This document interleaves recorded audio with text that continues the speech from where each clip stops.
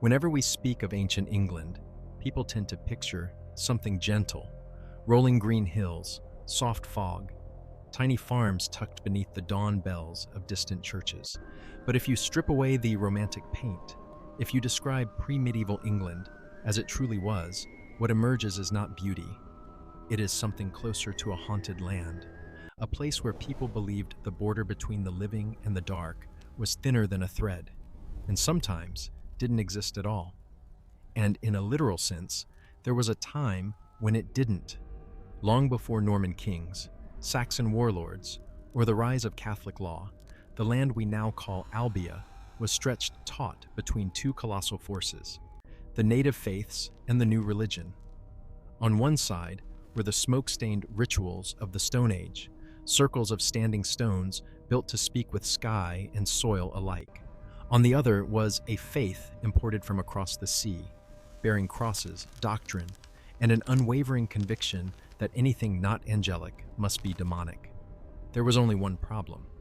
In Albia, those things actually existed.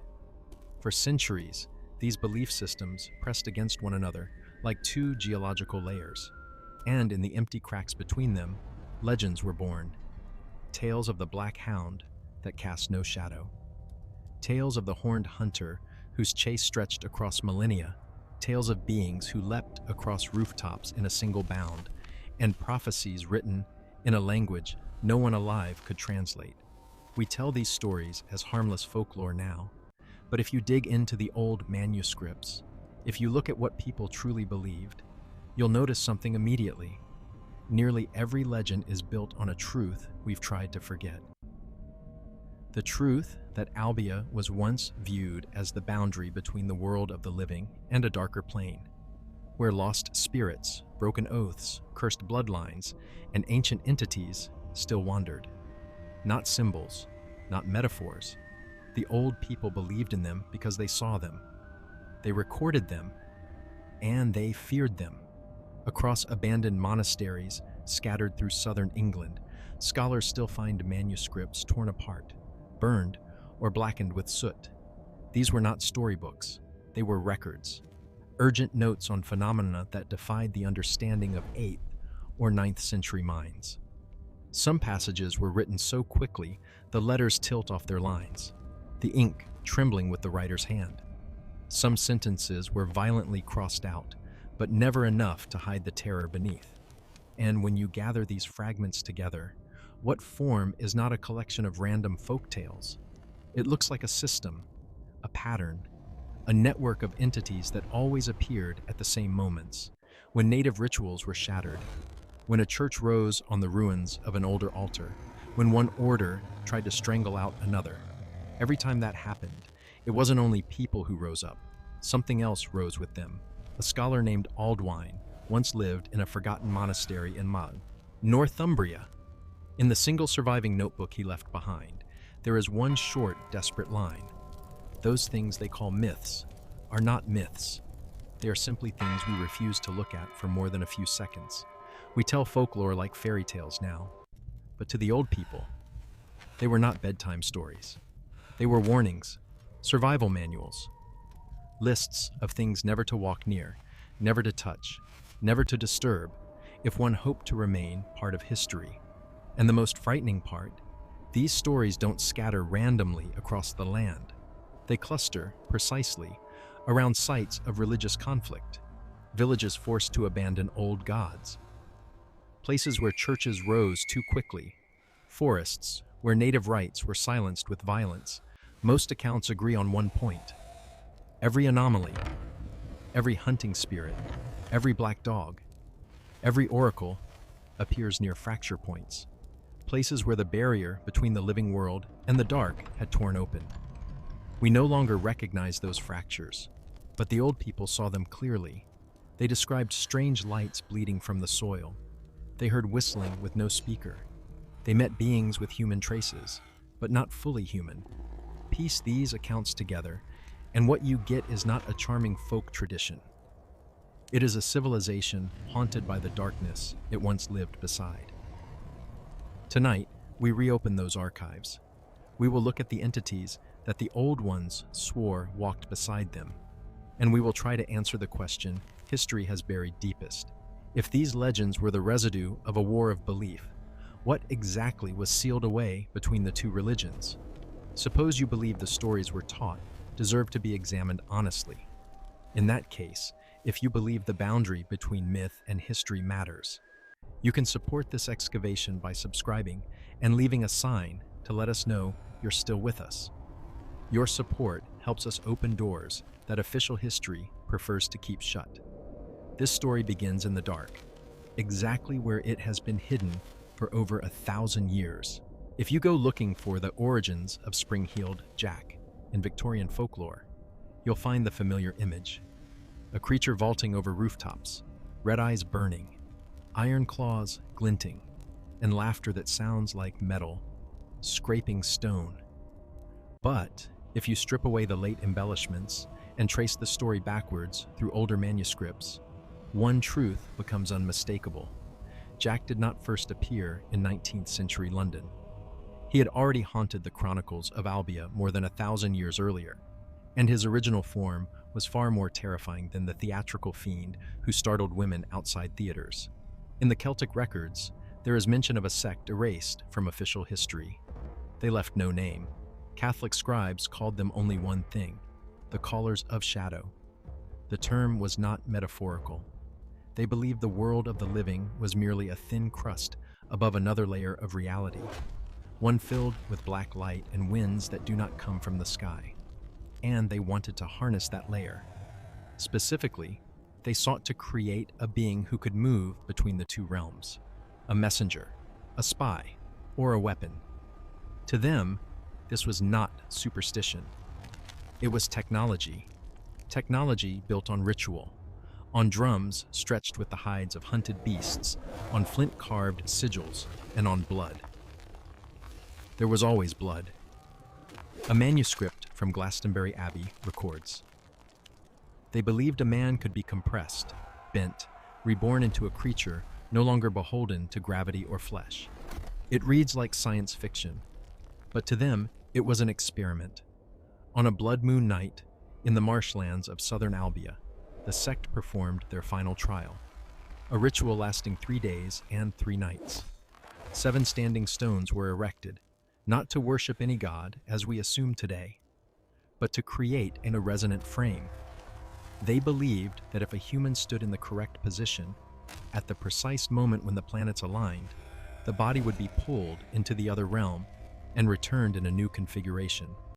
In the surviving texts, the entity they hoped to create bears a single name: Antrodathi, the runner, a human who could move faster than torchlight, cross distances as though the ground were merely decorative, and see the creatures hidden from ordinary eyes. But the ritual failed, and not simply failed, it backfired catastrophically. According to the records, during the final night, when the moon turned so red the scribes wrote that its light boiled like blood, the first sound was not chanting. It was metal striking stone, sharp, jarring, cold. Witnesses claimed it was the sound of claws belonging to no known beast, the man placed inside the ritual, his name erased from every document, did not return as intended. His body twisted in ways no scribe dared describe.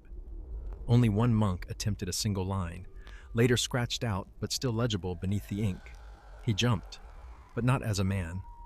No explanation followed, only fragments, describing how he shot upward from the soil along a trajectory the ancients wrote did not follow the will of his own body. He vaulted as though jerked by an unseen cord, then again, and again, and then vanished into the marsh fog. What followed was silence. 3 days later, members of the sect began dying, not from illness, not from beasts. They were found marked the same way: a long, deep slice along the ribs, clean, exact, as if carved by metallic claws. Some victims had their clothing torn upward from hem to collar in a single straight line, so precise no animal could have done it. One of the few surviving notes describes the final sound heard before death: a thin, rapid breathing, as though someone were inhaling air not meant for them. The sect collapsed within weeks. No further rituals were recorded. Survivors fled Albia. A few attempted to burn the stone circle and ritual grounds, but stone does not burn, and all the fire achieved was to thicken the surrounding mist. In a passage hidden inside a monastery wall, a single sentence remains. What we created was not a runner. It was something running from us. What is striking is that after the failed ritual, reports spread across southern Albia of a figure erupting from the earth, of laughter like bent metal, and of eyes gleaming through fog, watching from rooftops as if gravity held no claim over it. 1,000 years later, Londoners gave him a new name, Spring-Heeled Jack.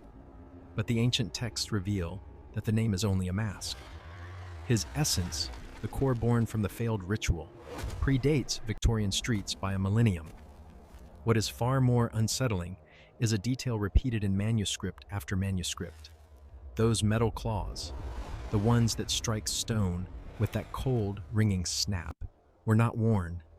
They were not tools. They were not in costume. They grew, as though a human body, dragged through another reality, returned in a form it could no longer control. One ancient scribe wrote, "He rose as if hooked between two worlds." Another, "It was not he who defied the ground. It was the ground that refused to keep him." This suggests Spring-Heeled Jack was no demon of folklore, no creature of wild nature, but the byproduct of an ancient ritual technology, a failed prototype meant to create a messenger between realms. And the most important truth, he is not complete. He is not the final design. He is an error, a being belonging to no world, and therefore bound by none. Medieval monks tried to erase this story from every chronicle, but traces remain. In stone, in fog, in the scraps of records they failed to burn. And most of all, in the metallic clatter still heard, in certain places, on nights when the wind does not blow. When Spring-Heeled Jack resurfaced in the 19th century, the London papers treated him like a grotesque amusement, a phantom gentleman bounding over rooftops, spitting blue fire, terrifying women on dim streets. Some newspapers even suggested he was nothing more than a wealthy prankster, a bored aristocrat with hidden springs or some secret mechanical device. But if you look at the earliest accounts, the testimonies the police tried to drown, the descriptions quietly altered in later reprints, one truth becomes unavoidable. The figure in London was no joke, and he was not human. The first sensation witnesses described, and they described it with uncanny consistency, even when they had never met, was not fear.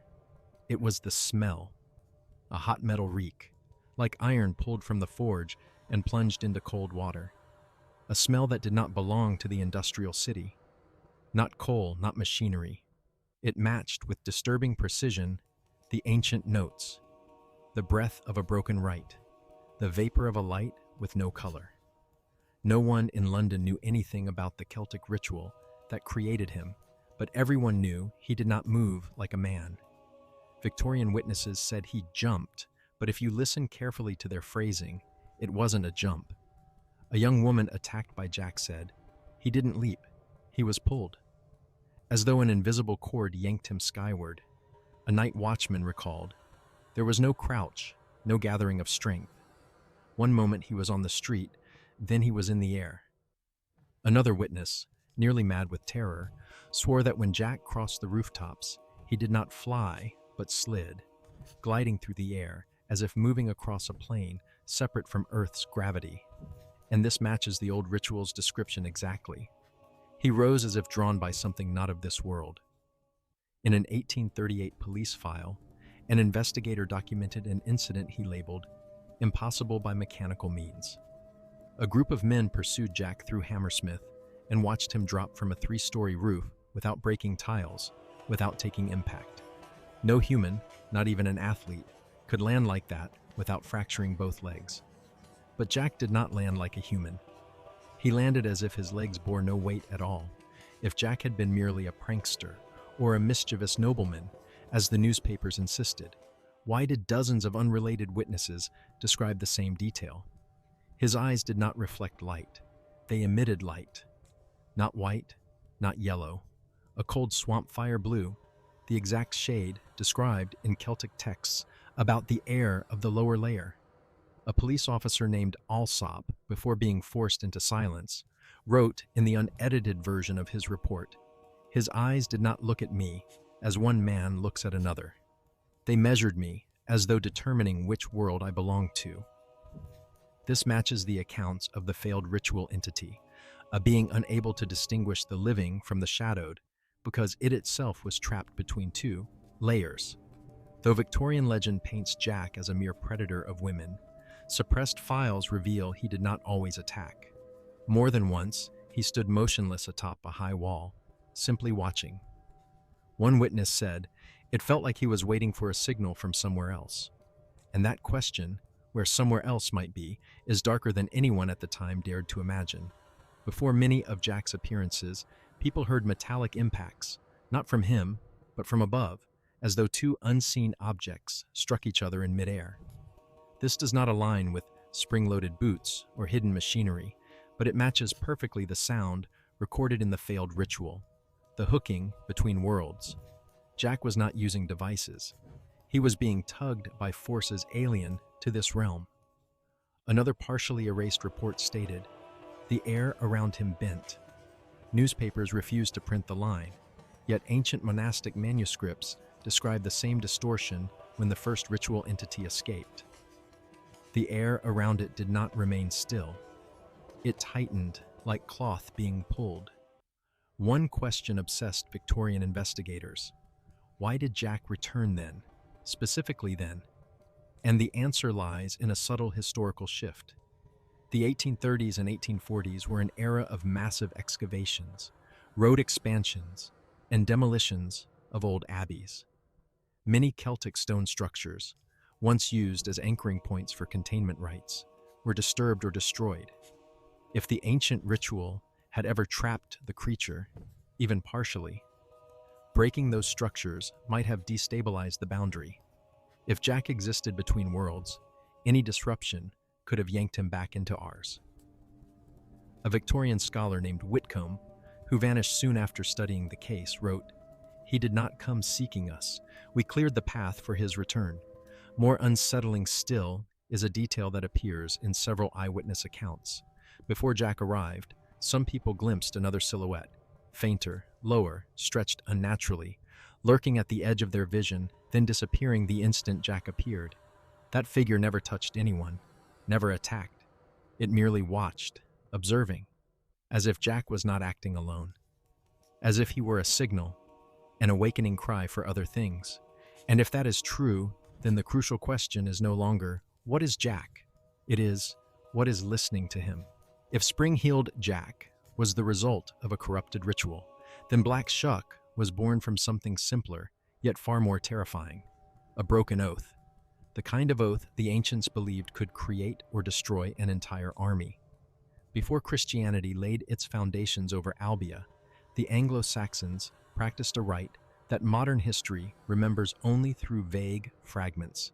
The warriors' vow before the spirits of their ancestors. These warriors swore not to kings, not to law, but to the guardian they believed stood watch at the boundary between the living and the dead. His name vanished from written history, surviving only in a few rune stones cracked by fire. Warg Halda, the keeper of the pack. According to surviving accounts, an Anglo-Saxon warband once swore this vow to Warg Halda during a time of tribal conflict. They promised never to abandon their ancestral lands, never to flee in battle, never to betray the blood that shaped them. This vow was not symbolic. It was treated as a living covenant binding warrior and ancestor together. If they kept it, the guardian would protect them in battle. If they broke it, their souls would no longer belong to the world of the living. The problem was that when war came, they broke it. Not because they were defeated, but because they ran. Rune stones in East Anglia describe a night of violent wind when the war band fled their homeland, bolting through the forest and leaving behind the old and the young to face their enemies. In Anglo-Saxon lore, this was not cowardice. It was the ultimate betrayal, not just of kin, but of the dead themselves. After that night, the the warband disappeared. No record of a final battle, no bodies, no graves, only a single torn line in a ruined chronicle. None living or dead returned. 3 centuries later, the first reports appeared of a massive black hound haunting the region where the warband once camped. Locals described a great black dog, the size of a small horse, with ember-red eyes, roaming storm nights and appearing at the doors of those soon to die. Its name changed over the centuries. Shuck, Shock, Shug, Stiok, all descended from the word skuka, meaning a living shadow. But in the burned monasteries, scribes recorded a detail. Folklore ignores. Black Shuck was not a single dog. There were many, a pack, a new army. The monks wrote that Shuck did not run like an animal.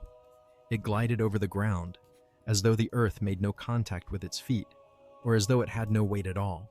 Another description said, Shuck appeared out of a darkness no human shadow created. This echoes the way spring-heeled Jack slid through the air, but with a key difference. Jack was pulled upward, while Shuck pulled the darkness with it. Anglo-Saxon notes contain an unofficial hypothesis that Black Shuck was the punishment for the warband's betrayal. When they broke their oath, they were not allowed to die, not allowed to return to bodies, and not allowed to remain human. They were dragged downward into the realm Warg Halda governed and returned as hounds of shadow. Not because they were dogs, but because that was the only shape their unraveled souls could hold while still tethered to this world. The earliest Christian monks recognized this, even though they did not believe in Warg Halda. One wrote, "We heard footsteps on earth, though earth held no footprints." Another wrote, "We do not know what they are, but they guard the descent into the old barrow, not to keep intruders out, but to keep what lies there from rising." One of those barrows, collapsed since the 11th century, still carries a name locals refuse to explain: the Road of the Betrayer. Inside it, excavators found human bones, stretched long and thinned like those of a 4-legged animal, as if the transformation was incomplete or frozen between states. Notably, every skeleton showed polished wear at the knees and elbows, as though the body had moved like another species for far too long. 18th century archaeologists working the site reported eerie noises, sighs echoing through sealed tunnels, wind whistling where no passage existed, and a specific sound like claws scraping stone, but coming from all 4 directions at once. One archaeologist abandoned his profession entirely, writing, "I realized they do not guard the mound, they guard themselves." In folklore, Black Shuck is seen as a death omen, but the ancient texts tell the opposite. Shuck does not bring death. Shuck brings the memory of death. It appears before those on the verge of betrayal, or before those about to suffer the consequences of actions they do not yet understand. For the deepest essence of Shuck is not the hound. It is the broken vow, persisting in a form capable of punishing anyone who repeats the same treachery. The most disturbing line appears in a final manuscript written by a monk who abandoned his faith. Shuck does not walk alone. When it appears, the gate beneath the barrow is open, and the cursed warband no longer sleeps. This leads to a theory generations of scholars have avoided, that Shuck is not only the product of a broken oath, but also a warden of the underlayer. If Jack awakens other entities by his presence, then Shuck is the sign that those entities have begun to move. And if both signs are emerging at the same moment in modern history, the only question left is, what is beginning to rise from below?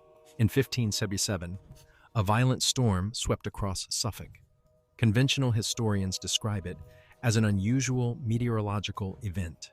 Dense thunder, chain lightning, swirling winds never previously recorded in the region. But if you examine the contemporary accounts, if you notice the strange silence people described before the storm broke, if you study the marks that still scar the church walls, you begin to see this was no ordinary storm. It resembled a door being opened. The events at Bungay and Blithburg are often retold as local legend. Black Shuck appearing in 2 churches on the same day, killing 2 people, leaving scorched claw marks on the doors. It has been turned into a morality tale for children, as though it were a warning for those who skip church. But contemporary evidence portrays the event as an intrusion, a judgment, aimed at those tied to a broken oath centuries old. The first question is why, on that specific day, at those specific churches, witnesses described a creature black as night, as large as a small horse, with eyes burning red, walking through the storm without becoming wet. A Bungay witness wrote, "It did not come through the door, it came from the lightning." Another wrote, "It did not enter the church, it did not break the door. It was thrown into this place by a force not of this world." Why thrown?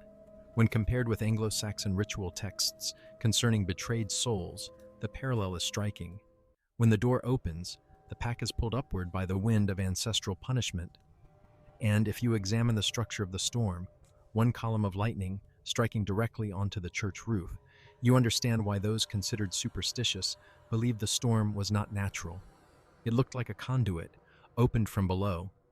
At Bungay, the event occurred during prayer. Worshippers heard thunder but felt no tremor in the ground. One said, "We heard roaring, yet nothing around us shook." A similar phenomenon appears in records of Celtic summonings, sound emerging from space without interacting with matter. When lightning tore across the roof, the door did not shatter, but simply opened, in a manner no one could explain, and Shuck appeared in the center aisle. The first victim died immediately. Contemporary reports say he was struck down with the force of a giant hammer, but more detailed descriptions, hidden in church archives, say the victim's body was pulled downward, as though something beneath the floor seized his legs. This has never been explained by natural law, yet it matches the Anglo-Saxon curse. The betrayer shall be dragged down to where he fled. The second victim was described as grimacing as if a hot wind rose beneath him. Many believe this was Shuck's breath, but in the ritual context, it resembles the air escaping from a newly opened passage, the breath of the underlayer where the cursed warband resides. After the attack, Shuck did not flee. It vanished, leaving behind the smell of ozone and scorched residue on the church pillars. The residue did not resemble burnt wood or cloth, but matched the traces left when heated metal rakes across stone, identical to claw marks found in collapsed Anglo-Saxon barrows. This was no coincidence. This was the signature of the hounds. At Blythburgh, the event occurred nearly simultaneously, only miles away. But here, a crucial detail emerged. The claw marks on the church door not only scorched it, they cracked the timber, as if force acted from both sides, outside and inside at once. Villagers called them trow claw marks, but a contemporary monk wrote, "It was not the beast's claws striking the door. The door was torn apart by something standing between two worlds. Examined closely, the marks show 3 deep furrows carved straight into the stone. Not random scratches, but ritual symbolism. 3 lines for the 3 tiers of betrayal: betrayal of ancestors, betrayal of land, betrayal of oath." Folklore never preserved this, but Anglo-Saxon manuscripts make it explicit. 3 lines mark that the door is open and punishment has begun. The most unsettling detail is that after the Blythburgh event, part of the roof collapsed, and investigators reported the ground beneath felt soft, not from lightning, but as if something had crawled below it. They heard strange echoes, long breaths, not human and not wind.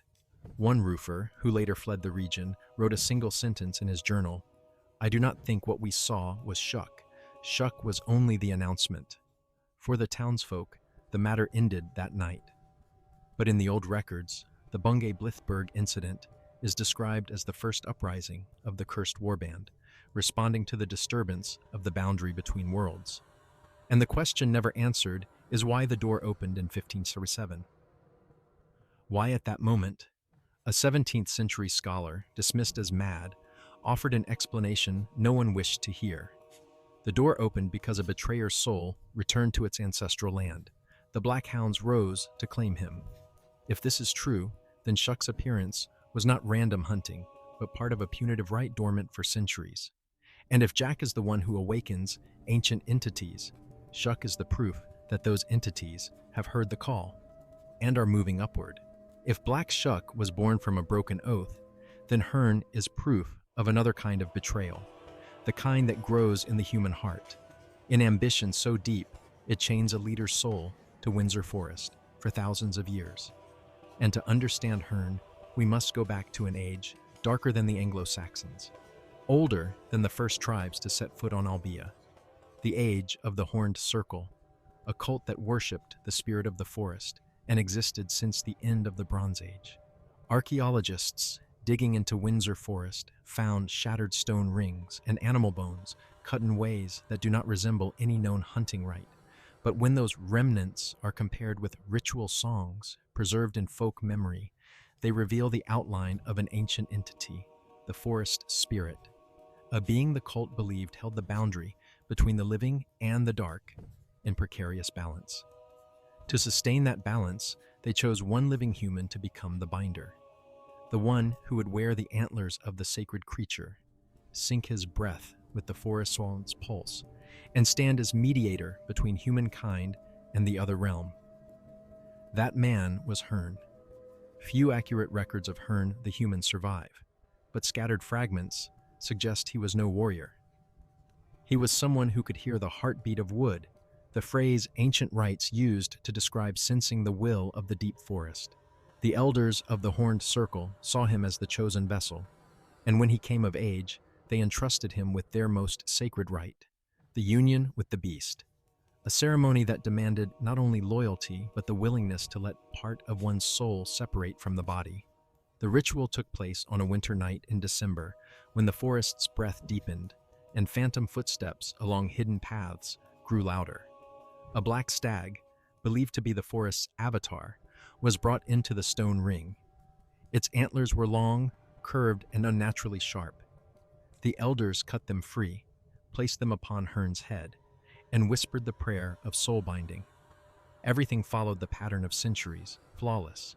But great rituals rarely fail because of outside forces. They fail because of humans.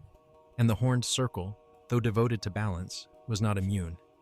One among them, a man consumed by ambition, believing himself more worthy than Herne, sabotaged the rite, not by violence, not by interruption, but by something far more precise. He severed the tether meant to hold Herne's soul to his body during the merging. The cult's own doctrine was explicit. If the vessel's tether broke at the moment of union, the forest spirit would not accept a new mediator. Instead, it would cling to the one inside the ritual, a binding that could never be undone. Herne felt it the instant it happened. Carvings describe him collapsing like a tree ripped from its root, while every flame inside the stone ring vanished at once, though no wind blew. He cried out not from pain, but from the violent pull of something, invisible, ancient, colder than Windsor itself. The forest spirit, the guardian they revered, latched onto him not as a partner, but as a shackle, a surviving scrap from the oldest elder states. The antlers glowed, but it was not the glow of life. It was the glow of something awakened wrongly. When Herne rose, his eyes had changed. He no longer saw the people around him. He saw only their shadows, long and trembling like incomplete souls. This meant the ritual had failed. No one could reclaim the antlers. No one dared come close enough to try. In panic, one elder committed what the cult later called the second sin. He killed Herne, believing death would break the bond and free the forest spirit. But the first betrayal had already bent the laws of the rite. When Herne's body fell, his soul did not ascend or descend. It was pulled sideways into Windsor itself, swallowed by trunk and soil, bound between bark and damp earth, unable to rise, unable to fall, unable to leave. From then on, legend says that whenever the wind shifts, a horned figure walks the unseen paths of Windsor Forest, paths known only to souls who have been wronged. They call him Herne the Hunter, a hunter not by choice, but because the forest spirit now drives him to reclaim the balance, the broken rite destroyed. As for the Horned Circle, They dissolved within a few seasons.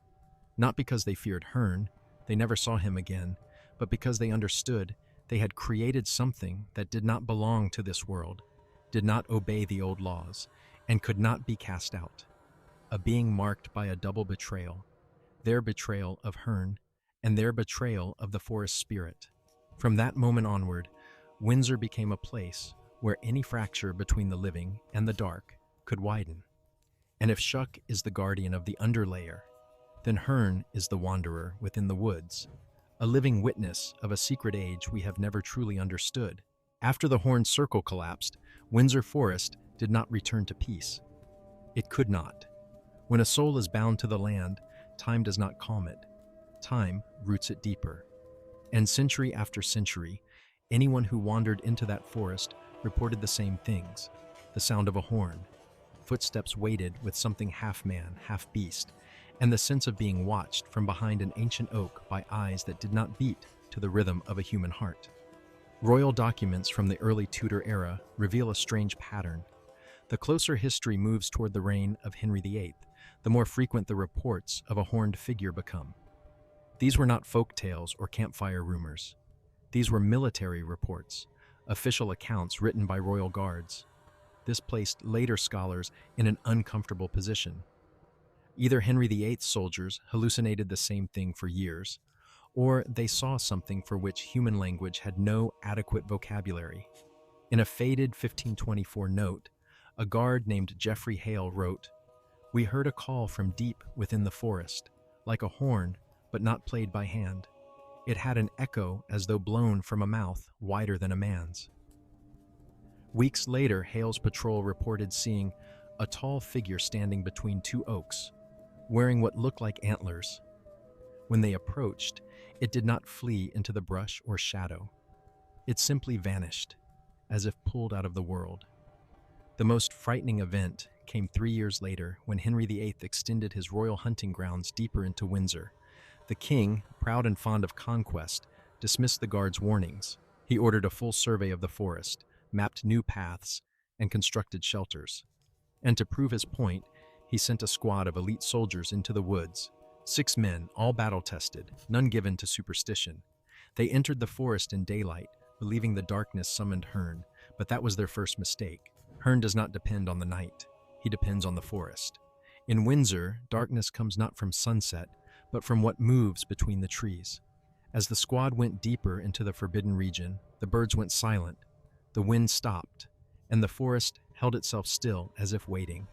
In the last report given by the lone survivor, he said they heard the horn again, distant but resonant, an echo traveling not through air but through earth, a sound that seemed halfway between a summons and a warning. The men tried to light signal fires, but the flames died instantly, though no wind blew. About an hour later, a scream split the woods. When the survivor finally staggered back to the guard post, he could barely breathe. The king's physicians said he had lost his soul, meaning not superstition, but that his mind could not assemble what he had seen. The fragments he managed to speak were enough to reconstruct the scene. He said his companions were taken, not by hands, nor by any beast, but as if the ground itself opened beneath them. The last thing he saw, before fleeing, was a horned shadow gliding past, moving not on feet, but by sliding along a curve of light between 2 trees. He fired at it, and the bullet passed through without striking anything in this world. At dawn, the search party found no bodies, no struggle, no blood, only claw marks carved deep into the trunk of an ancient oak where the squad had briefly camped. These marks were longer than those of any known animal in England, and so deep that later analysis suggested the force required matched that of a creature weighing half a ton. Yet the spacing was far too narrow for any such creature. Strangest of all, the claw marks formed a spiral around the oak, curling clockwise and stopping abruptly at head height, as though the creature had drawn a boundary line the soldiers had crossed. When scholars examined the pattern, they discovered something unnerving. The spiral matched the emblem of the horned circle, the symbol once worn by the elders Herne served in life. This meant Herne was not simply hunting intruders. He was enforcing an ancient sentence, a law written when humans still feared the forest rather than ruled it. And that law was simple. One who enters the core of Windsor Forest without being acknowledged by the forest will never walk back out. After the disappearances under Henry VIII, the crown halted its expansion of the hunting grounds. The king never publicly explained why, but Windsor gained an unwritten rule: no one enters the deepest region when the horn sounds, even if that call echoes in full daylight, like a voice from an age when mankind betrayed both the forest and its chosen leader. Windsor remains a royal forest, a national symbol. But if you speak privately with long-serving guards, they will tell you this quietly. Some nights they see a distant fire flickering between the trees, a glow that swings like a torch, yet moves far too fast to be carried by any human hand. And sometimes, when the fog is thick enough, they see a horned figure standing on the path, unmoving, listening, as if still searching for the first traitors, the ones who broke the ritual ages ago and chained his soul forever. For Herne, according to legend, does not hunt because it is his nature. He hunts because he is not allowed to stop. If Windsor is where a soul was chained, then the land around the Ware Valley is where human blood once flowed, not to nourish the earth, but to feed something else, something that belonged to no ecosystem on the surface of Albia. Long before the creature known as the Lambton worm entered English folklore, before John Lambton ever raised a sword to defend his lineage, the valley held a different history, deeper, darker, and far more dangerous. It had once been the sacrificial pit of an ancient people that even modern scholars dare not name. Archaeological maps reveal broken stone circles north of the Ware River and animal bones, carved in ways that do not match any hunting practice. But the most important discovery lies at the bottom of a chasm so deep that sunlight cannot reach it. Locals call it the Black Pit, but one ancient manuscript uses a different name: the Take Pit. No one knows what it was meant to take, but judging by the human remains found within, it seems it demanded people. The skeletons were not arranged with burial rites. They had been thrown down without ceremony. Some necks were twisted deliberately, as if to deform the life flow before death. Others were missing skulls entirely, as though the head, the vessel of identity, had been kept elsewhere for some purpose. From an anthropological perspective, this culture did not sacrifice to appease a god. They sacrificed to feed something that required living energy, something that could never be allowed to wake fully. A 12th century text, quoting much older monks, states, "In that deep hole, the ancients bound what they could not kill and fed it so it would sleep." No explanation follows. None is needed. It makes one thing clear. The worm was not created by a curse. It was contained by hunger. The trouble began only when the Lambton family entered the region. The Lambtons, powerful landholders in County Durham, were granted territory that included an area no others dared claim. Medieval tax records show several petitions demanding that the Lambtons halt their expansion north of the Ware. The villagers gave a vague, unsettling reason: for that land once belonged to those who must not be wakened. But power always triumphs over caution. The Lambtons took the land, raised banners, built encampments, and declared the region theirs by lawful right. Curiously, once they settled there, disappearances increased, especially during the rainy seasons, when the Ware rose and the ground softened. Shepherds who lost track of their flocks vanished. Children disappeared near the reed beds. A monk in Durham wrote a single chilling line: "We can no longer tell which ground hungers and which water hungers, only that the hunger grows." But nothing spiraled out of control until the day young John Lambton, heir to the estate, left home for the Crusades. The story begins on a Sunday morning when John, instead of attending the Mass, went fishing in the Ware River. This lapse in piety is often blamed for the curse, but ancient religious records imply something far darker. The Ware was not a river for fishing. It was where seepage from the Black Pit bled into the surface. In other words, when John cast his line, he did not touch a fish. He touched the thing that had been bound and fed for centuries. The thing the ancient tribe kept dormant with blood. The thing the Lambtons unknowingly awakened by claiming land that never belonged to them. And when John hauled the creature up, every account agrees on one point. It resembled no living animal. It had no eyes, only two black slits, like cracks in stone. Its skin was pale and slick, yet not slick like fish, but like something that has lived too long without light. Terrified, John tossed it into a nearby well and forgot about it, but the creature did not forget him. From that moment, the Lambton lands changed. Crops wilted with no drought. The river carried a metallic stench for weeks. Cattle were mauled by bite marks belonging to no wolf, no boar, no animal of the region. One priest, attempting to explain the phenomenon, wrote that the land had reacted, a strange phrase, unless he meant the most innocent mistake humans make. They had disturbed a seal they never knew existed, and the Lambtons began to pay the price. Not because they were wicked, not because they were cruel, but because they had claimed land once guarded by a tribe that traded their blood to keep the balance. When John dragged the worm from its sleep, he did not summon a monster, he disrupted an ancient system of containment. He opened a door that had never been meant to open. The great irony is that legend now celebrates John Lambton as a hero for slaying the worm. But through the lens of dark history, the question is not whether he was brave. The question is, was the Lambton worm truly a monster or simply a hunger starved too long? And if that is true, then the Lambtons were not victims. They were heirs to a prison. They unlocked it, and they were punished. Not by a curse, but by the oldest rule of all. Those who take the land where demons sleep will become its food when the demon wakes.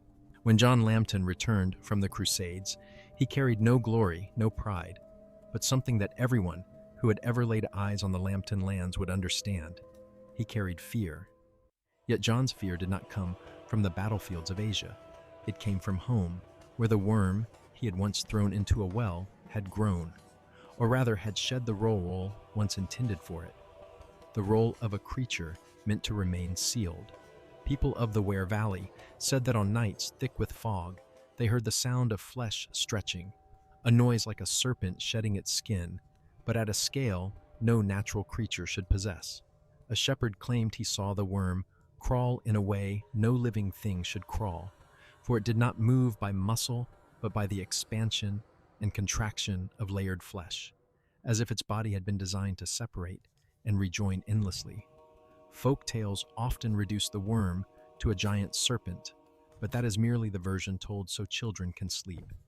The entity John faced was not a snake, not a worm, not a river beast. It was a biological mass capable of reshaping itself according to the most primal instinct of survival. When the worm heaved itself out of the Ware River, witnesses said the water changed color.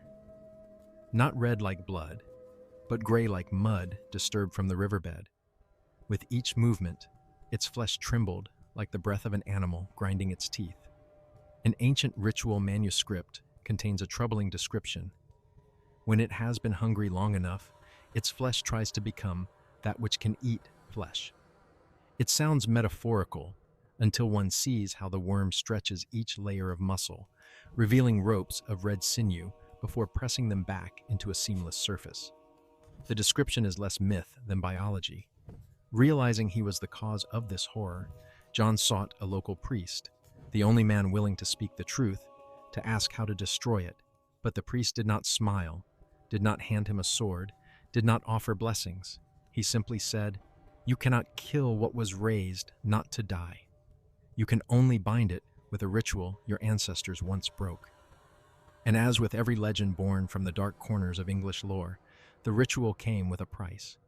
The priest instructed John to wear armor covered in spikes, not to stab the worm, but so that when it coiled around him, it would tear its own flesh. It sounded like a clever tactic, but it was part of the sealing rite. The worm could only be weakened if it was forced to cut away the flesh that had once grown strong through human sacrifice. Its power was in its body, and to break that power, it had to destroy itself.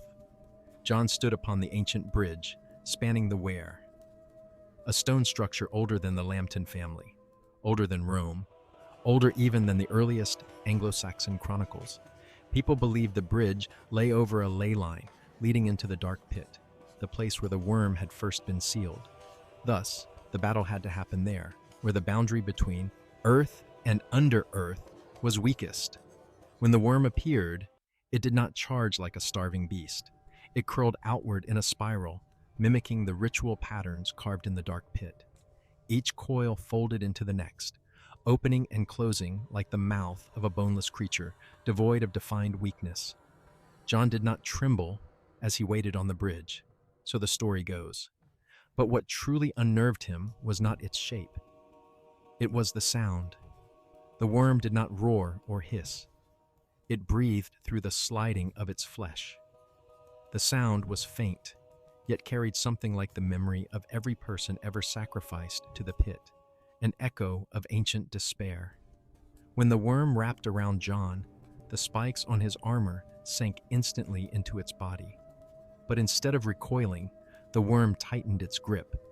It tore away parts of its own flesh to constrict harder, as though willing to shed its outer layers just to reach the warm core of its prey. Each layer ripped away, regenerated moments later. Thinner, weaker, as if the ritual was working exactly as the priest foretold, forcing the creature to regenerate until exhaustion hollowed it out.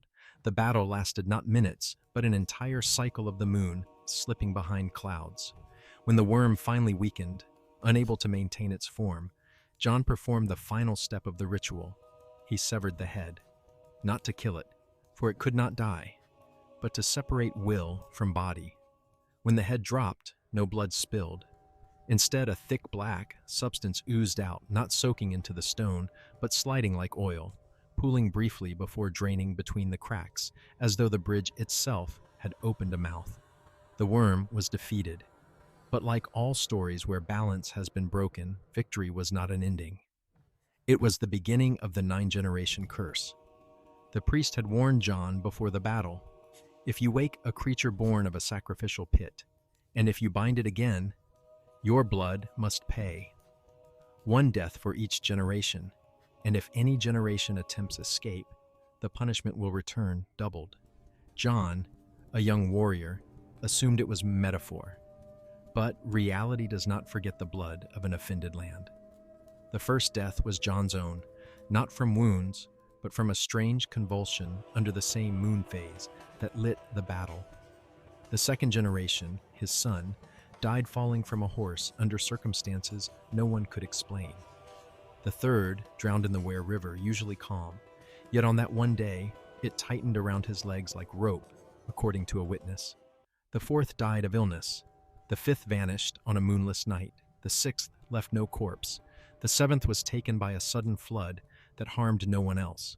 The eighth was dragged from his bed on a foggy morning, doors still locked from the inside.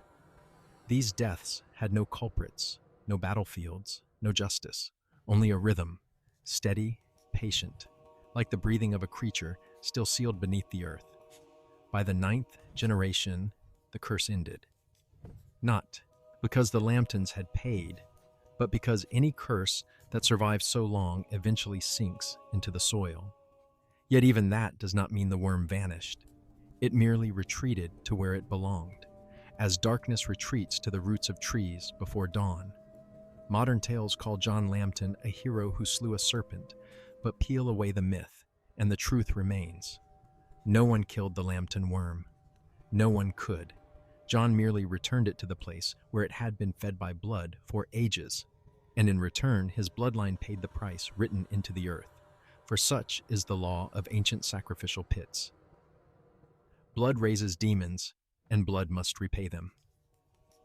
And the Lambton worm, born from hunger suppressed too long, simply did what it was created to do, take back what was owed. If the Lambton worm was the product of a broken blood ritual, then Mother Shipton was the result of another rite entirely. One not meant to seal demons, but to summon the will of the earth itself, and let it speak through a human mouth. And as with every story born of ancient Albia, where stone and spirit mingle as easily as breath, the birth of a prophet always demands a price. Sometimes that price is from, sometimes it is childhood, and sometimes it is the future of anyone who dares approach the land where she was born. The cave where Mother Shipton entered the world, now called Knaresborough Cave, is often described by archaeologists as a curious formation created by dripping water. But the ancients never viewed it as geology. They gave it a name that even medieval monks spoke with caution: the living stone cave, not because the stone moved, but because the earth there was believed to possess will. A will fed by thousands of years of rituals honoring the spirit of the land, rituals that official history later buried beneath dust because they clashed with the story of civilized progress. These rites were not prayers. They were not blood sacrifices like those in the Ware Valley. They were rituals of entering the earth in the literal sense. Some ancient carvings describe priestesses crawling into narrow fissures, so tight their ribs had to compress to pass. They believed the stone could absorb human speech if the person surrendered light, warmth, and let darkness swallow them for a moment. They called it a journey into the mouth of the earth. And that journey, they claimed, did not merely deliver human pleas. It answered them. The first generation of priestesses of the Living Stone Cave emerged in an age when Celtic tribes were not yet united. They did not call themselves seers or shamans. They saw themselves as loudspeakers for something that had never taken a name. In a Norman-era monk's record, there is a line: "These women do not prophesy as people do. They repeat the whispers of stone." A chilling description, if one remembers that stone in Albia is not always inert. It is where memory accumulates across generations. According to legend, on damp nights, the stone of the living cave exudes a pale brown mineral fluid, thick and warm like breath. People saw it as a sign that the earth was listening, and when Mother Shipton was born, the cave had listened for 3 days before her arrival. The flow was so abundant that monks later described it as a kind of serum of the earth, as though the land wished to form something capable of speaking for it. Shipton's mother, Agatha, was written into official records as a fallen woman, but that was merely the victor's version. Elders around Knaresborough told another story. Agatha had been chosen to inherit the priestess line of the cave, but in her time, the ritual tradition had nearly vanished under pressure from the new religion. The cave was no longer sacred, but condemned as heresy. Many rites passed down for generations were outlawed, forcing the priestess lineage to disperse into the forests. Yet at some point, the Livingstone Cave demanded an heir again. Not with words, but with signs, so unsettling, the villagers tried to forget them. Murmurs inside the rock. Strange warmth radiating from the walls. Even nights when the entire stone face trembled like a heartbeat. Agatha was the last one who still knew the old rites. And for reasons no record explains, she returned to the cave during the moon that the ancients said marked the moment the earth opened its eyes. Fragmented notes say she remained inside for 3 days and 3 nights. Some villagers claim to hear voices echoing out, not Agatha's voice, nor any living person's. When she emerged, she was pregnant. And when Mother Shipton was born, she came into the world in the cave itself, between warm stone walls and the dripping veins of mineral fluid. The monks described young Shipton with contemptuous language, but stripped of prejudice. What they noted is far more remarkable.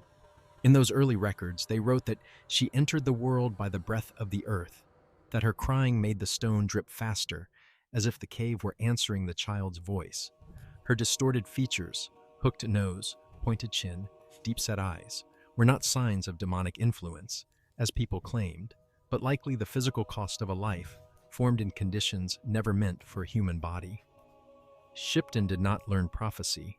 The terrifying part was that she didn't need to. Villagers said that even as a child, she knew when rain was coming, when the earth beneath a footpath would collapse, when someone was about to die, not by watching the sky, but by hearing something inside the stone. Those who first encountered her insisted that she did not predict the future. She repeated what she heard from a place no one else could bear to hear. This aligns with the legend of the priestess line. The spirit of the earth does not speak predictions. It speaks truths already in motion, like rainwater gathering in a crack before it spills, like stone creaking hours before a cliff collapses. True prophets do not gaze into the future. They witness the consequences already set in motion. And Mother Shipton, if the legends are true, was the perfect embodiment of that rule. Born from a cave where ancient rites once touched the soul of the earth, bearing the voice that former priestesses only heard in darkness. She was not a witch, not a prophetess as textbooks claim. She was the broadcast channel of a force older than humanity, broader than history, and utterly indifferent to the comfort of those who heard it. Thus, Shipton's prophecies were never warnings, they were announcements. Announcements from something that had known the ending long before it arrived. If the birth of Mother Shipton was already an event the monks of her time wished to bury, then her prophecies were what truly terrified them. Not because they were vague, but because they were too clear. Clear enough that in the view of the church, anyone who spoke of them was laying a hand on a map pointing toward the opening of the dark gates. Not gates through which demons would pour, but gates through which the ancient entities humanity once sealed away might return. Later historians softened Shipton's prophecies, turning them into vague omens about war, plague, and royalty. But the earliest manuscripts, the ones monks hid in vaults, wrapped in sheepskin, never meant for the public, tell another story. A story that, once read, makes it obvious why the church banned them. One of the oldest fragments describes Shipton's first prophecy, spoken when she was only 12. The scribe wrote, "The child pressed her hand to the stone wall as a mother touches her belly before birth. She said that beneath the stone were the groans of those turning in their sleep, waiting to breathe again. No one knows who or what those referred to, but placed beside the legend of the living stone cave, where rock holds memory and earth knows breath, it ceases to be metaphor. It becomes a description of a process of awakening. Next came the prophecy of blood. The scribe wrote in haste, the ink jagged. Blood shall be spilled not for war, but for debts old. The forefathers bound what could not be bound, and their descendants shall pay when the earth opens beneath their feet." Many historians shudder at this line, for it touches, perhaps accidentally, on every other ancient legend of Albia. Black Shuck, avenging a broken oath, Herne bound to the forest spirit through a corrupted rite, the Lambton worm returning because a sacrifice was interrupted. Mother Shipton, somehow, spoke of all of them, as though she perceived the underlying web of mistakes ancient Albion had scattered across the land. But the prophecy that terrified the monks most was not the blood prophecy. It was the prophecy of what would return. In an unpublished manuscript the line appears. "A day shall come when the doors break, the doors of water, the doors of earth, the doors of the forest, not because devils strike them, but because man forgets how to close them. Those who slept in stone shall rise, not to rule, but to reclaim the place from which they were chased." The ones who slept in stone could refer to the worm, or Herne, or nameless Celtic beings long since lost. But the line, "not because devils strike, but because man forgets how to close," carries the weight of a scholar's judgment. The failure is not supernatural. It is human forgetfulness, failure to maintain the seals their ancestors made, and that was what petrified the church. Shipton's words did not merely predict the future, they implied a truth medieval theology could not tolerate. That before them, there had existed another ritual system, older, stronger, more dangerous, and perhaps more accurate. In a sealed dossier from 1561 in York, the head monk wrote, "These utterances are not prophecy.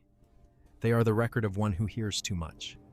The people must not believe that earth speaks, that stone remembers, that spirits belong neither to heaven nor hell." The last clause is crucial. It confirms the church feared the concept of spirits outside their doctrine, and Mother Shipton embodied that forbidden model. There is a prophecy removed from most transcripts, though traces remain in a passage written by a defrocked monk. It reads, "A day will come when kings stand before mirrors and see not themselves, for their thrones rest on borrowed earth, and the earth will reclaim." Though it sounds metaphorical, placed in context, it echoes many later events. Dynasties vanished, lands changed hands. Castles collapsed through landslides, events the common folk called the land's revenge. But Shipton's most frightening prophecy was not about blood or kingship. It was about language. In the transcript, monks called the Map of the Dark Gates, there is a passage. When mankind forgets the whisper of the forest, forgets the tremor of stone, forgets the breath of deep water, then that which once awoke shall not sleep again. This points to something we hardly consider today. Modern humans have completely lost the ability to hear the natural world as their ancestors once did, not with ears, but with instinct. When that instinct dies, the seal dies with it, for seals rely on ritual and on the memory of ritual. More troubling still, Shipton foretold a simultaneous return, not of one entity, but of many. One passage reads, "If one door opens, the others shall hear and answer, for they are made from the same call." This has led many scholars to speculate. Perhaps Albia's legends, Jack, Shuck, Herne, the worm, are not separate stories, but leaks in a single network of ancient entities. If one rupture opens, the entire network responds. It is no mystery why the monks called this prophecy Periculum Tabula, the dangerous map. They feared people would realize their nation was not built upon purity, but upon countless ancient seals, each imprisoning a fragment of something their ancestors could not fully destroy. Shipton never encouraged opening the gates. She simply spoke the truth no one wanted to hear. The gates will open because mankind has forgotten how to keep them shut. Some records suggest monks attempted to convince Shipton to stop speaking prophecy. They believed that if she were silent, her words would not spread. But when they asked her to hold her tongue, she replied, "I do not speak. The earth speaks. If you fear the words, fear the earth first." Thus, many monks did not call her a witch. They called her the one who hears what is forbidden. And what was forbidden was not knowledge, but truth. 3 centuries later, many of her prophecies were sweetened, simplified into harmless folklore. But the originals, those the monks hid behind stone walls, contained warnings for a kingdom unaware it was built upon fractures. Her prophecies did not seek to alter the future. They simply reminded that the future needs no invitation. It is already crawling back from the layers of stone where our ancestors buried it. And if Mother Shipton's words are true, then the important question is not what future awaits. It is who will be awake enough to hear the first sound in the stone when it begins to turn. Before Stonehenge rose upon the plain like a jaw of giant stone teeth, before the Celtic tribes carved their first marks upon Albia, there existed a place the ancients called by names, now heard only in the wind that crosses the downs. Wayland smithy. A barrow, a tomb, a forge of souls. Its meaning shifts depending on who tells the story, but all accounts agree on one thing. It was not meant for ordinary mortals to enter. Modern archaeologists attempt to classify the smithy as a Neolithic long barrow, a funerary monument, but the peculiar thing is this: every trace of habitation, burial, or ritual context feels misplaced. There are no remains in the numbers expected of a grave. No grave goods are typical of human culture, only fragments of strange metal alloys inconsistent with known metallurgy of the era, and scorch marks indicating heat far exceeding any fire humans of that age could produce. These details make no archaeological sense, but they align perfectly with legend. Wayland smithy was no tomb. It was the forge of a god. In the oldest faith of Albia, before layers of tribes and cultures buried each other, the smith was not just a maker of weapons. He was a shaper of souls, a creator of objects that stood on the border between matter and will. Weapons forged in the smithy were not meant to cut flesh. They were meant to cut the threads of fate. Some blades, according to legend, never struck a body, yet by name alone could wither the one they were forged for. Some horseshoes were made from a metal that did not exist, a substance Wayland drew from the second skin of the world. Absurd, improbable, but through the thick fog of myth lies an undeniable truth. Wayland's smithy was a place even gods approached with caution. Wayland, also Wieland, or Valand, in the Norse branch of his legend, was no merry deity. He is described as solitary, brooding, his hands forever blackened by ash, his eyes reflecting a furnace fire no human could endure. Yet he was not malicious. He held to a single law. Anyone who brought a proper offering, blood of the first hunt, a newborn's hair, or a piece of iron found naturally in the earth, would receive a weapon or charm crafted by his hand. Everything in balance, everything according to rite. And then the king came.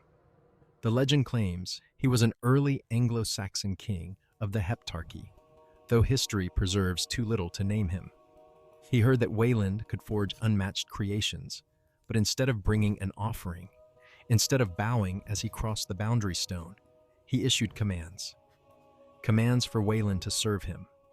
Commands for the forge to belong to the crown. A mistake his ancestors should have known. The smith of souls does not obey the authority of men. The king did not only insult Wayland with words, he broke a taboo. He entered the forge without permission and touched unfinished works, objects that, according to the laws of the divine smith, were still open, still directly connected to the energy of their maker. That was not mere disrespect. It was a violation of essence, an offense beyond forgiveness.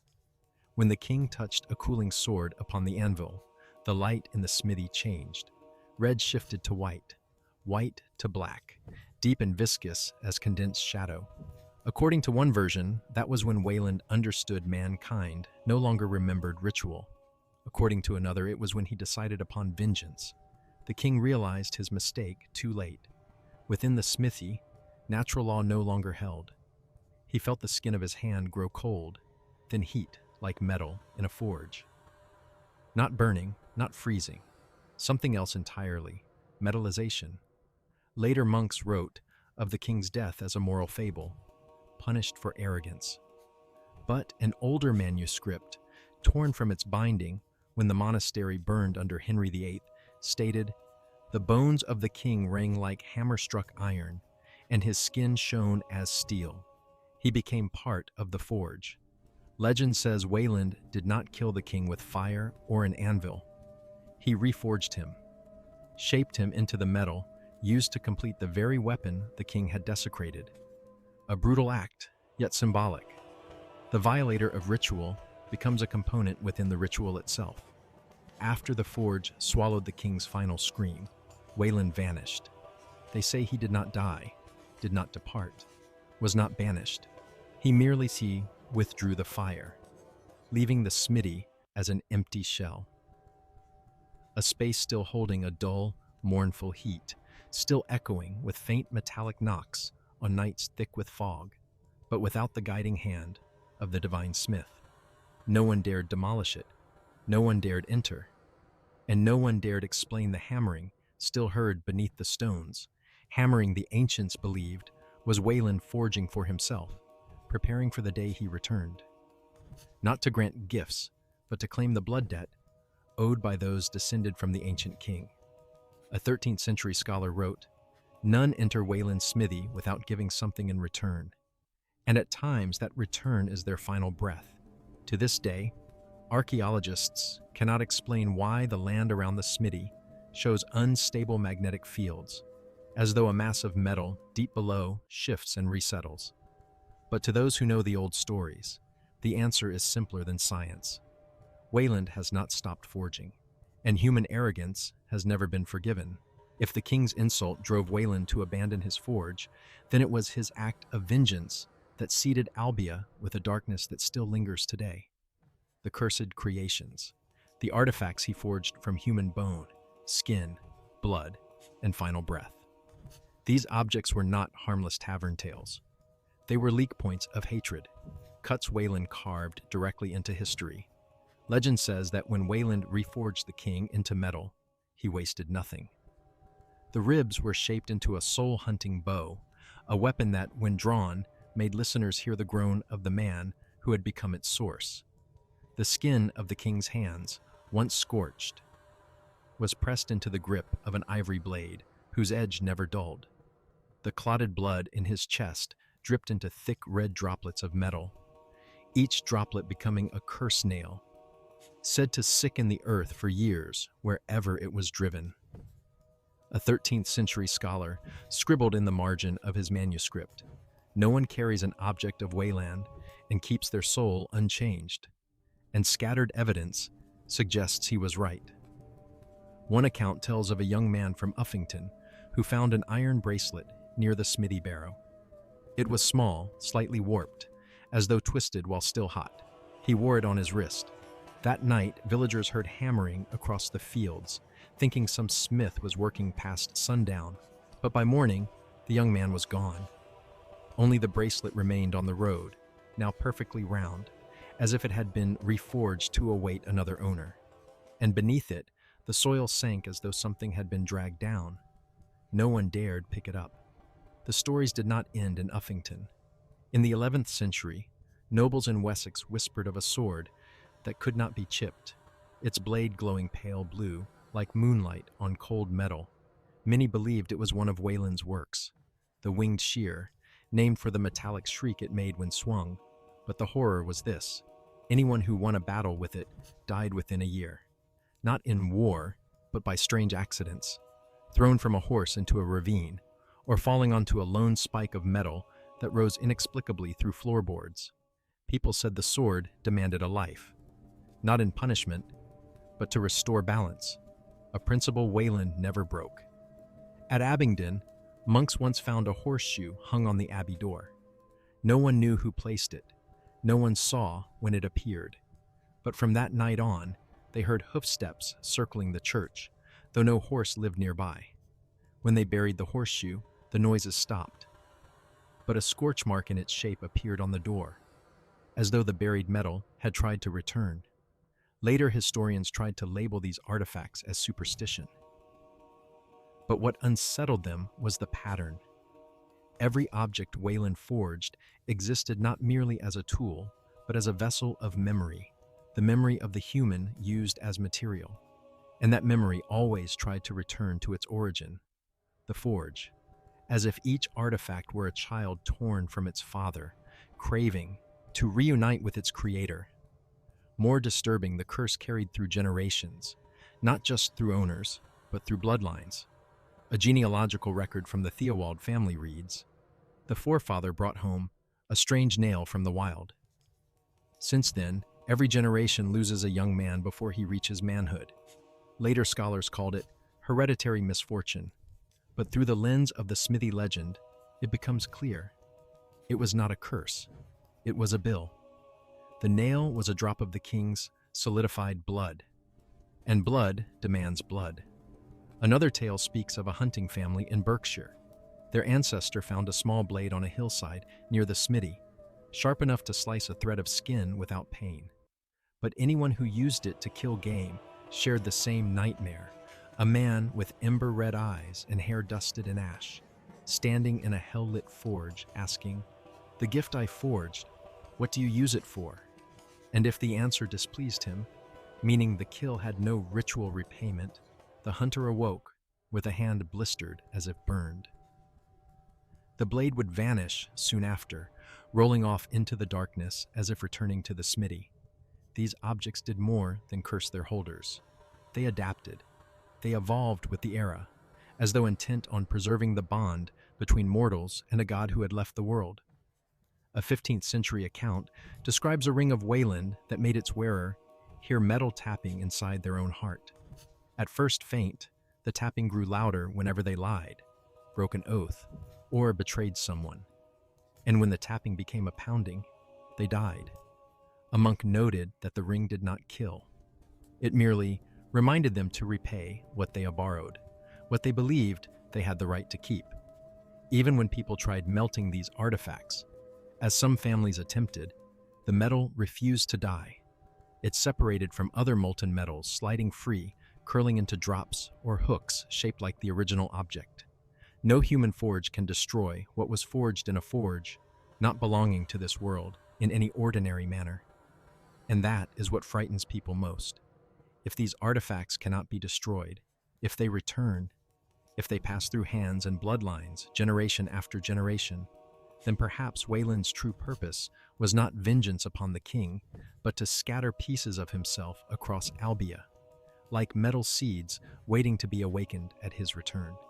A 16th century commentary found in Oxford's library states, Wayland did not die. He withdrew to await the day when all he has forged will come home, and on that day, the fire beneath the earth will rise as rebirth. Thus, the cursed artifacts are not merely remnants, they are signals. The night hammering on the downs, the blades that vanish on their own, the bracelets that reshape themselves, all signs that Wayland, the smith of souls, is listening, and perhaps sharpening his hammer for the first blow after 1,000 years of silence.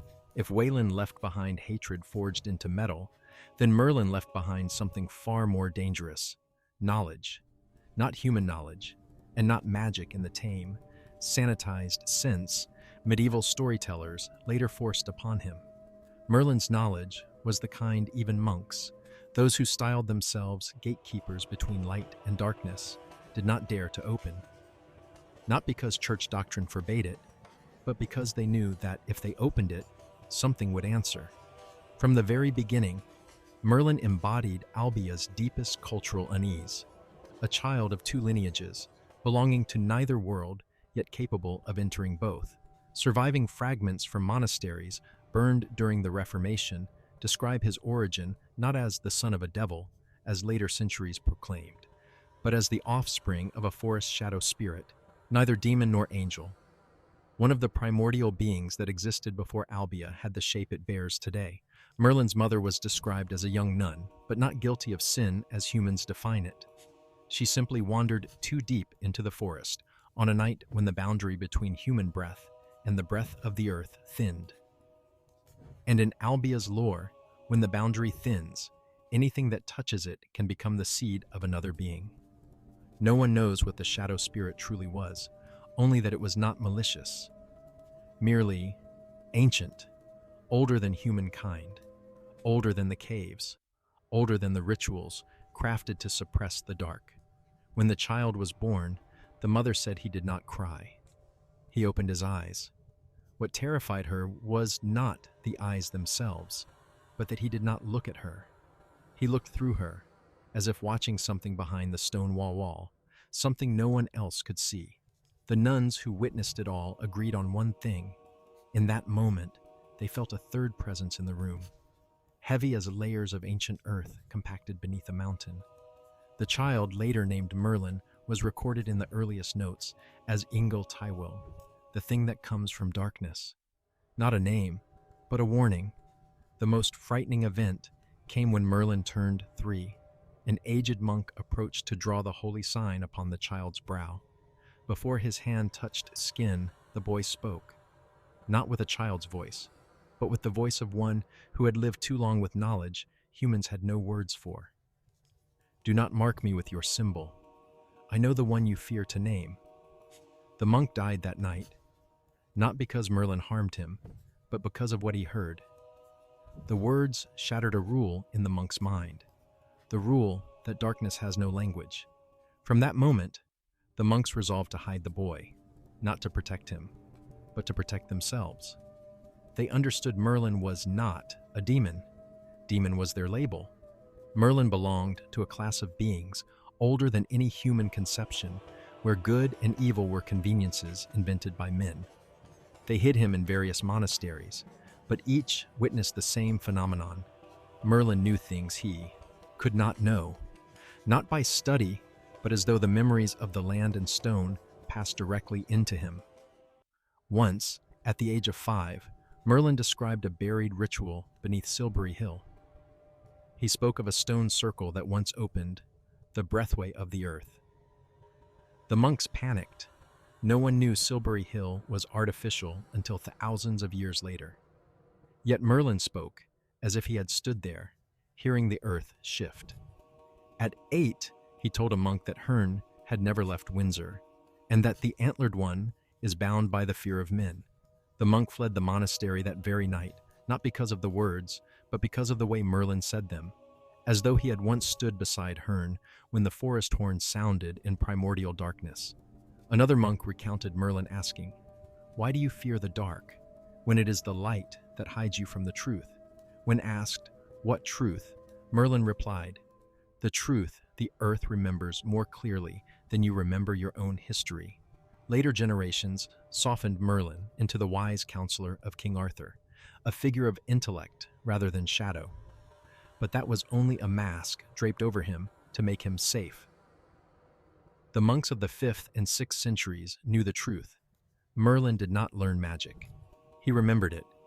Not human magic, but the magic of things that existed before mankind and waited for mankind to forget so they could return. One forbidden record contains the line, "The child knows the names of beings we dare not speak, not because they are powerful, but because they are so old that all knowledge of them has turned to rot in human minds." Yet he names them as easily as naming a tree in the courtyard. This made Merlin something unprecedented, a bridge, a threshold, a being who carried in his mind a map of ancient seals, entities, and the fractures between the world of the living and the world of shadow. He did not try to open them, but his existence alone made the monks fear that the darkness would see the light through his eyes. The most unsettling truth was not Merlin himself. It was this: Merlin did not belong to the human world, but the world had once belonged to beings like him, long before mankind appeared. The monks reached a conclusion none dared write openly.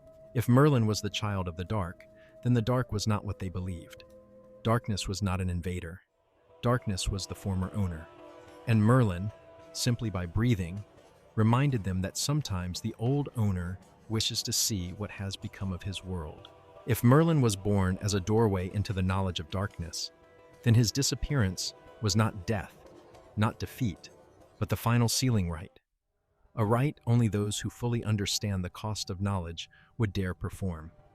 And to understand why he had to be sealed away, we must understand what the monks eventually realized.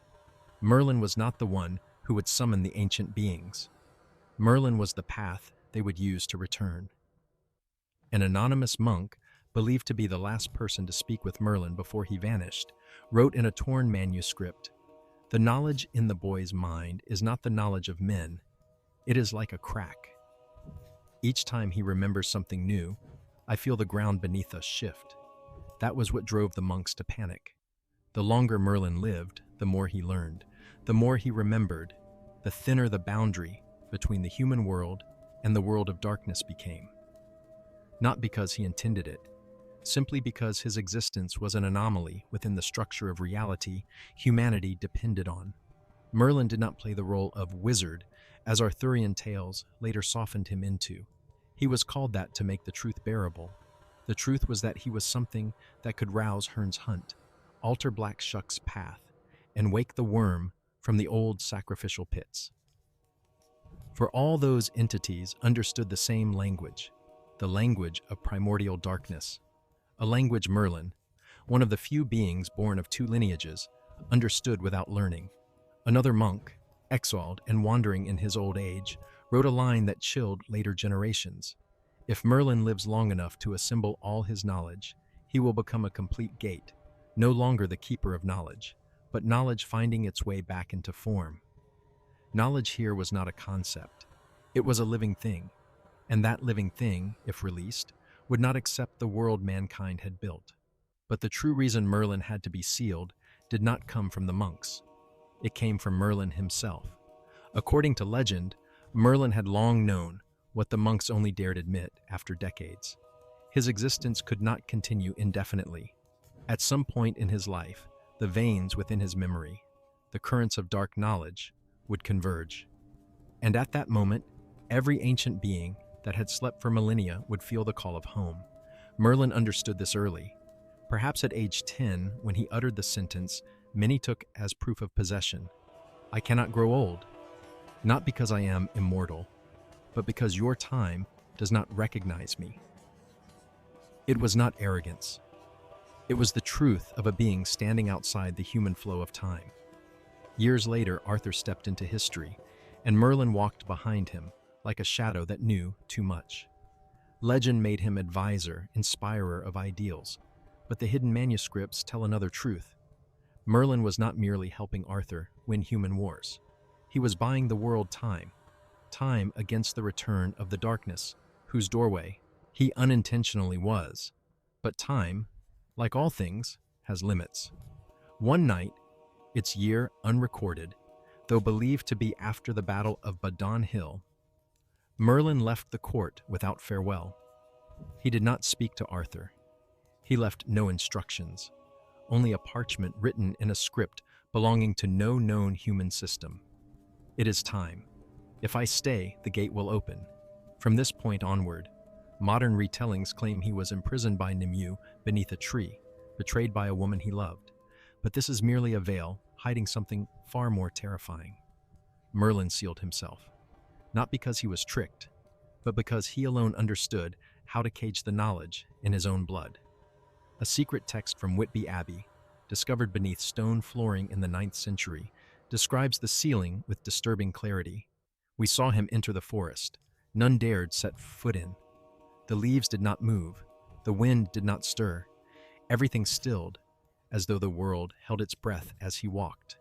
When he stood within the stone circle, the ground glowed not with fire, but with the knowledge within him finding its refuge. According to the manuscript, Merlin carved the sealing circle by means no one could comprehend. He used neither hands nor voice. He used memory. Each memory strand became a line of carving, a binding that anchored him into another time, a time where he could not age, could not die, but could never return. He placed himself into a compartment of reality, a locked archive of consciousness, so the dark knowledge would not leak into the world. The Whitby monk wrote, "He was not sealed. He chose sealing," a sentence refuting every legend of betrayal. Merlin was not imprisoned by a lover. He departed willingly because he knew if he remained, the world would collapse in the most literal sense. The final line in the manuscript reads, "He turned back to look at us, without anger, without fear. He only said, 'Do not open it, even if someone calls me.' Then the earth closed. The seal was not a prison. It was a valve, one that prevented the dark knowledge inside Merlin from coalescing and reopening the path for the Ancient Ones. But the manuscript also states that the seal is not eternal. For Merlin, like Herne, Shuck, and Wayland, does not die. He is suspended in time, like a switch locked in the off position. A 12th century scholar wrote, "If the seal cracks, the earth will hear him before mankind understands what has begun." And that is why later legends had to reshape Merlin into a harmless myth, to make the world forget that he still exists, waiting in the stone, neither sleeping nor waking, merely listening for the tremor of the seal. But the most terrifying part is the final line in the Whitby text, a line no one in 1,000 years has dared interpret. He did not say he would return. He said that when needed, he would be called. When people speak of Jack, Shuck, Herne, the Worm, Mother Shipton, Wayland, and Merlin, they tend to separate them into 7 isolated legends, 7 unrelated tales scattered across ancient England like drifting shadows. Yet if one looks deeper into the dusty layers of stone and memory, if one places each fragment into the structure it once belonged to, it becomes clear that they were never separate. There are 7 windows of the same architecture, 7 surviving branches of a ritual system that once spanned Albia like a network of living veins. Across all 7 stories, the same pattern repeats itself. There is always a ritual broken by betrayal. There is always a being warped by human interference. And there is always an aftershock that echoes into the present like a crack that refuses to heal. Jack emerged from a Celtic rite that fell out of a rhythm. Shuck was born from an oath torn apart by fear. Herne was bound when the ritual meant to unite him with the forest was sabotaged. The worm rose again because its sacrificial pit had been corrupted.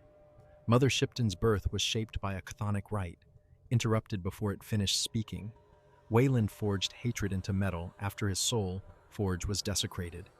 And Merlin, who carried within him the language of the primordial world, sealed himself because his knowledge had grown too close to the secrets of creation. All of them are remnants of a single system, a system forgotten by people but remembered by the land. There was once a scroll kept in Glastonbury Abbey, believed to have been a center of pre-Christian rites long before the church claimed it. The scroll was destroyed in a fire in the 12th century, a fire with no recorded cause, but a few surviving pages revealed what the monks never wanted spoken aloud. A faded line, written in a language no scholar can now identify, was later rendered into English as 7 doors, 7 beings, 1 origin. Alongside the words appeared a crude map of the fracture points, the places where the rituals had failed, and the boundary between the living world and the shadowed one had cracked.